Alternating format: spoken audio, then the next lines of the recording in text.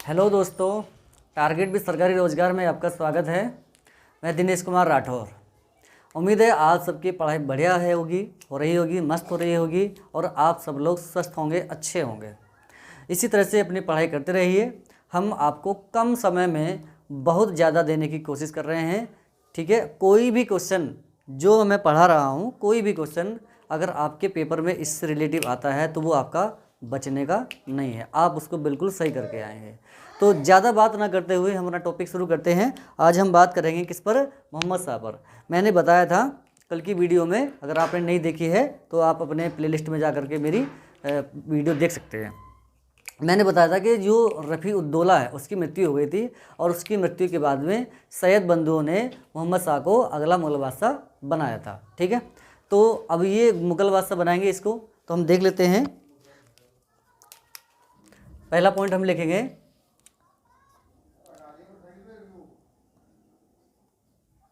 इसे सैयद बंधुओं ने अगला मुगल बादशाह बनाया, ठीक है। कब बनाया है? 1719 ईस्वी में। इसे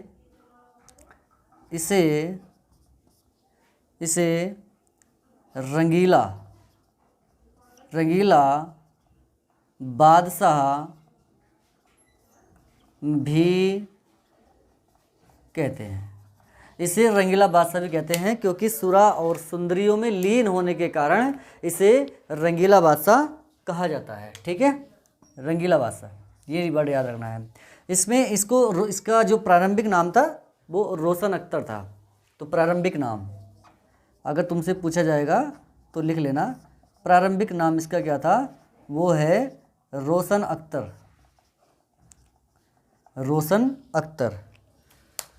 पुत्र किसका है? अगर तुमसे पुत्र मालूम करे तो ये पुत्र यहाँ पे है जहान शाह का। किसका पुत्र है ये? जहान शाह के पुत्र को, ये 18 वर्ष का है।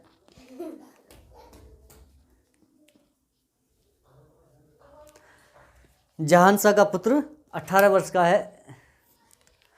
हाँ, तो पुत्र किसका है? ये जहान शाह का पुत्र है, ठीक है। आगे बात करेंगे। अब यहाँ पे क्या हुआ है, जब ये गद्दी पर बैठा तो ये सैयद बंधुओं का आज्ञाकारी सिद्ध नहीं हुआ। अब ये सैयद बंधुओं का आज्ञाकारी सिद्ध नहीं हुआ तो अब ये मोहम्मद शाह है, ये भी अपने आप को सैयद बंधुओं करना चाहता था, ठीक है। आगे देखो, इसमें लिखो, मोहम्मद शाह ने चिनकिलिच खां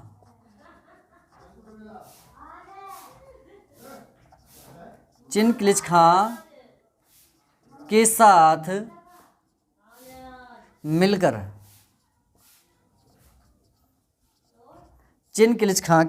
मिलकर तुरानी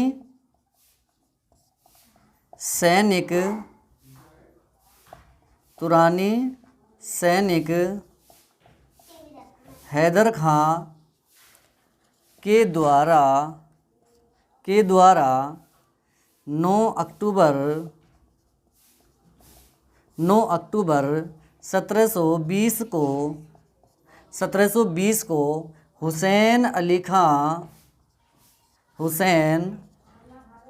खां की हत्या करवा दी। अब इसके भाई मरा है तो ये अपने भाई की मौत का बदला लेने के लिए इसने रफ़ी उस्सान के पुत्र इब्राहिम को अगला बादशाह घोषित कर दिया और अपनी शक्ति कायम करने की कोशिश की। लेकिन क्या आगे चलकर क्या होगा? आगे चलकर ये होगा कि 13 नवंबर 1720 ईस्वी को इसको अब्दुल्ला खां को पकड़ लिया जाएगा और 1722 ईस्वी में जहर देकर इसको मार दिया जाएगा। ठीक है, तो नेक्स्ट पॉइंट अब्दुल्ला खां, अब्दुल्ला खां कौन है? ये हुसैन अली खां का बड़ा भाई है, अब्दुल्ला खां। तो बताओ अब्दुल्ला खां कहाँ का सूबेदार था? कमेंट बॉक्स में बताना। अब्दुल्ला खां, अब्दुल्ला खां ने रफ़ी उस्सान के पुत्र इब्राहिम को मुगल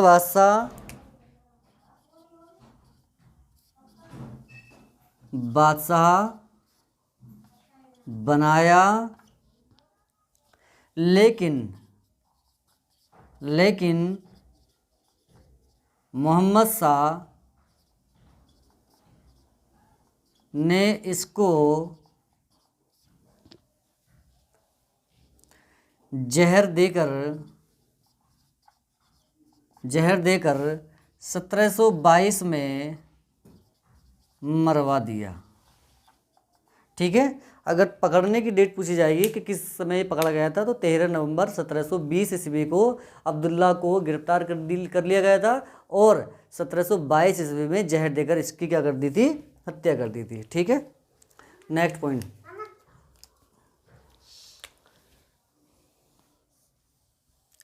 आगे इसके शासनकाल में क्या हुआ था? इसके शासनकाल में ये नहीं,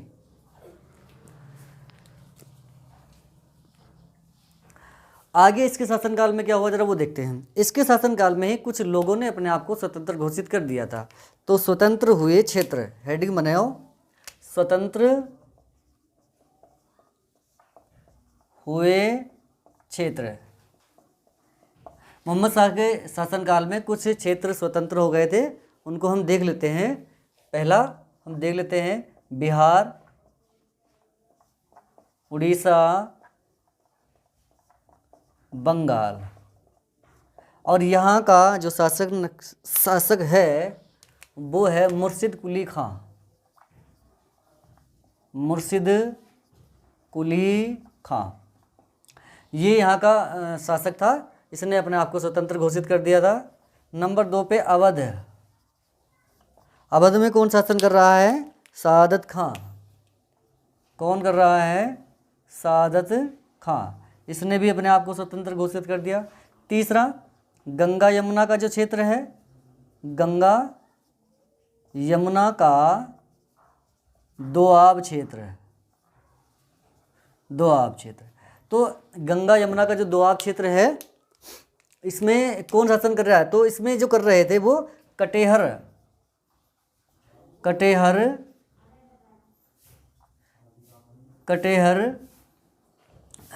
जो गंगा यमुना का दोआब क्षेत्र है, उसमें कटेहर, रुहेल, ये इसमें शासन कर रहे थे। इन्होंने भी अपने आप को स्वतंत्र घोषित कर दिया। नंबर 4 पे देखो,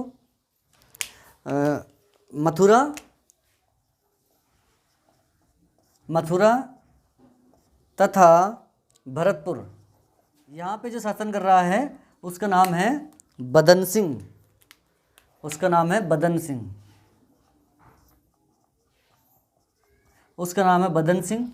ये शासन कर रहे थे। और फर्रुखाबाद में भी है, लिख लो, फर्रुखाबाद में भी, फर्रुखाबाद।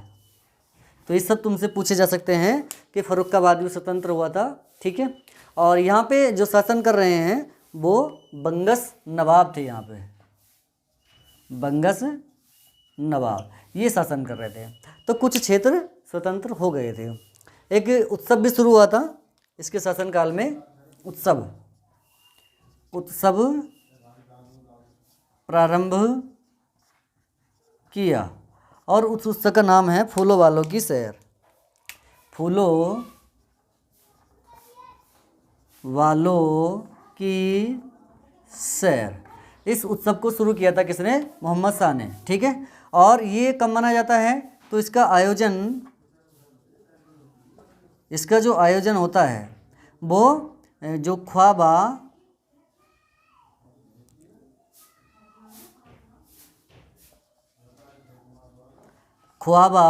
कुतुब साहिब की दरगाह पर दिल्ली में। लेकिन इस उत्सव को जो वर्तमान स्वरूप मिला है, वर्तमान स्वरूप मिला, इस उत्सव को जो वर्तमान स्वरूप मिला था वो अकबर शाह द्वितीय के शासन में मिला था। अकबर शाह द्वितीय, अकबर शाह सेकंड, अकबर शाह द्वितीय के दरबार शासनकाल में इसको वर्तमान स्वरूप मिला था।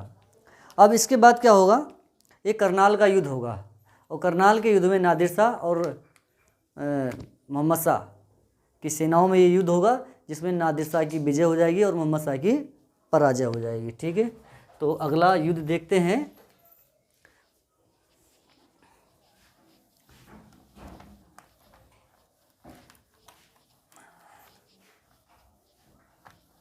अगला युद्ध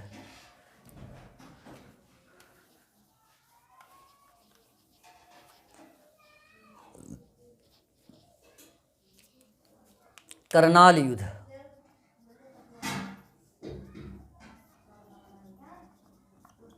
कब हुआ था? 1739 में। और मोहम्मद शाह, नादिर शाह,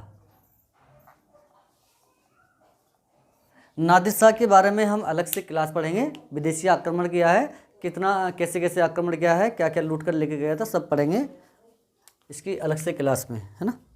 तो करनाल का युद्ध हुआ था, इसमें विजयी कौन हुआ है? ये इसमें विजयी हुआ है। ठीक है, ये इसमें हार गया था। अब आगे देखो, जब इसकी मृत्यु हुई, नादिर शाह की मृत्यु होने के बाद इसका ही एक सेनापति था जिसका नाम है अहमद शाह अब्दाली। ये अगला शासक बनता है ईरान का, और ये पंजाब के सूबेदार शहनवाज खां के कहने पर भारत पर आक्रमण करता है।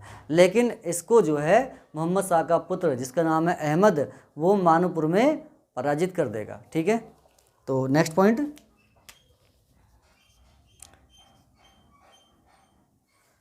नादिर शाह की मृत्यु के बाद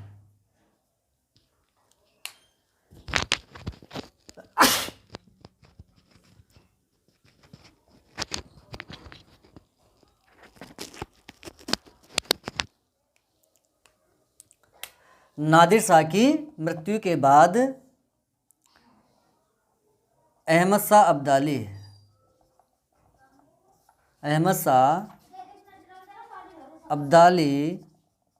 शासक बना। अहमद शाह अब्दाली क्या बनता है? शासक बनता है। और ये मैंने बताया है, जब ये अहमद शाह अब्दाली शासक बनेगा तो ये पंजाब के जो सूबेदार हैं शहनवाज खां, उनके कहने पर क्या करेगा? भारत पर आक्रमण करेगा। और इसको कौन पराजित कर देगा? इसको मोहम्मद शाह का पुत्र अहमद शाह इसको मानूपुर में पराजित कर देगा। ठीक है, तो अगला पॉइंट हम लिखेंगे,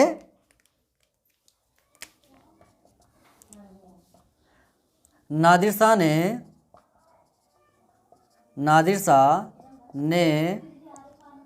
पंजाब के सूबेदार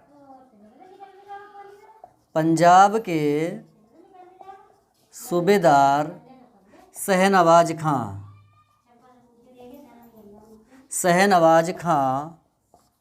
के कहने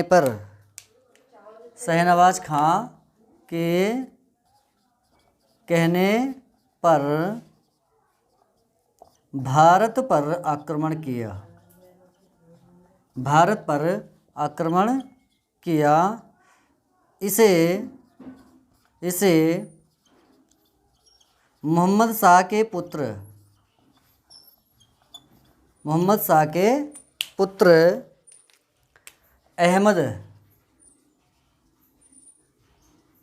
अहमद शाह ने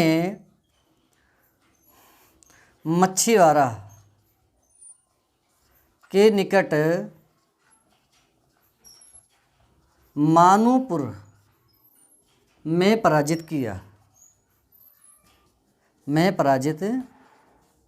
किया और अप्रैल 1748 को मोहम्मद शाह की मृत्यु हुई। ठीक है, इस प्रकार से मोहम्मद शाह की क्या हो गई, मृत्यु हो गई। अब अगला बादशाह जो बनेगा वो इसका पुत्र जिसका नाम है अहमद शाह, वो बनेगा। इसके बारे में हम अगली क्लास में पढ़ेंगे। आज के लिए इतना ही काफ़ी है। ठीक है, हमारी क्लास अगर अच्छी लगी हो तो इसे लाइक करें, सब्सक्राइब करें और शेयर भी करें ताकि दूसरे लोगों को भी इसका फ़ायदा मिल सके। हम ये जो क्लास दे रहे हैं बिल्कुल फ्री है और सभी एग्ज़ाम के लिए बिल्कुल उचित है। तो आज के लिए इतना ही, धन्यवाद।